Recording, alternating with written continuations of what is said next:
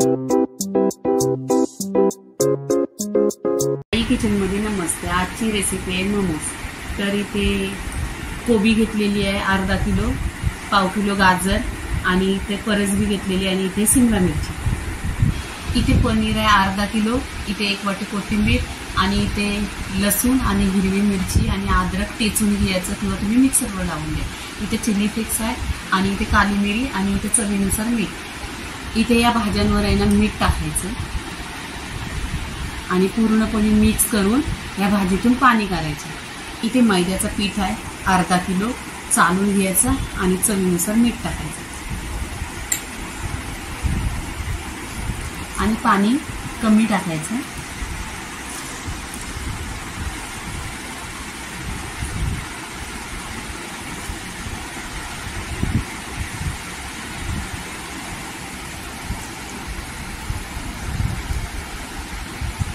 इथे बघा भाजीतून असं पाणी काढून घ्यायचं, मीठ टाकल्यानंतर मग पाणी सगळं काढून घ्यायचं, पिळून घ्यायची भाजीला। हा पाणी आहे भाजीचा, तो तुम्ही या पाण्याचा सूप पण बनवू शकता। इथे चपातीच्या पिठामध्ये पण घेऊ शकता। इथे भाज्यातलं पाणी काढलेलं आहे बघा, अशी पूर्णपणे कुस्करून घ्यायची भाजी। हे पनीर किसून घ्यायचं बघा, असं किसून घ्यायचं आणि छान असं किसून घ्यायचं। इथे पनीर आणि भाज्या आहेत ना मिक्स करायच्या। त्याच्यात काली मिरी टाकायची,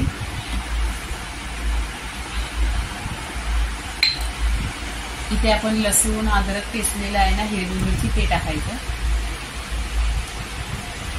इथे चिली फ्लेक्स टाकायची, इथे कोथिंबीर टाकायची आणि मिक्स करून घ्यायचं। पूर्णपणे भाज्या आहेत ना मिक्स करायची। इथे स्टफिंग बघा तयार आहे, मळून घेतलेलं आहे, पूर्णपणे मळून झालेलं आहे। असे बघा चपाती लाटून घ्यायची, छोटी छोटीच पहिले लाटायची।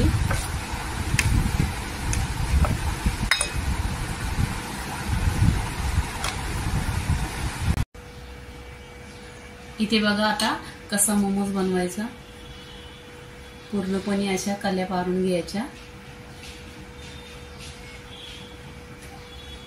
आता इथे परफेक्टली मोमोज बनलेला आहे बघा।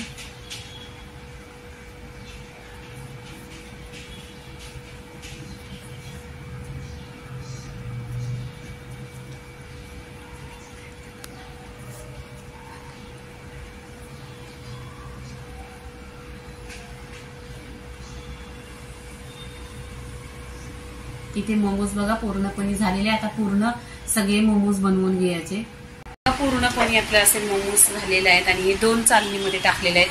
तर पहिल्यांदा काय करायचं, चालणीला पीठ लावून घ्यायचं सुका, नंतर त्याच्यावर मोमोज ठेवायचं, मग आहे ना चालणीला चिकटत नाही। इथे पाणी गरम करून घ्यायचं, गरम केल्यानंतर इथे ही चालणी ठेवायची पाण्यामध्ये, त्याच्यावरून एक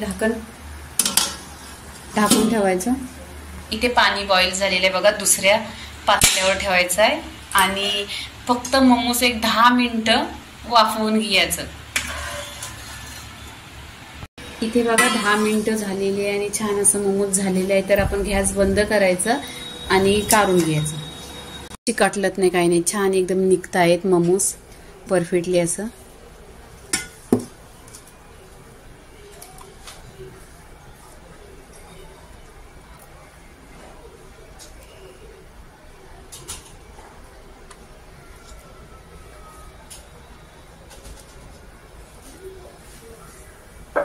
आणि इथे आहे ना बघा चाजवन चटणी आहे।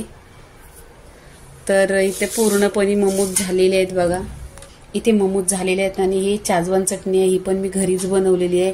माझ्या चॅनलवर बघा 2-3 रेसिपी आहेत अशा चाजवन चटणीच्या आणि परफेक्टली इथे मोमोज झालेले आहेत। तर लाईक करा, शेअर करा, सबस्क्राईब करा आणि नेहमीच खात राहा। धन्यवाद।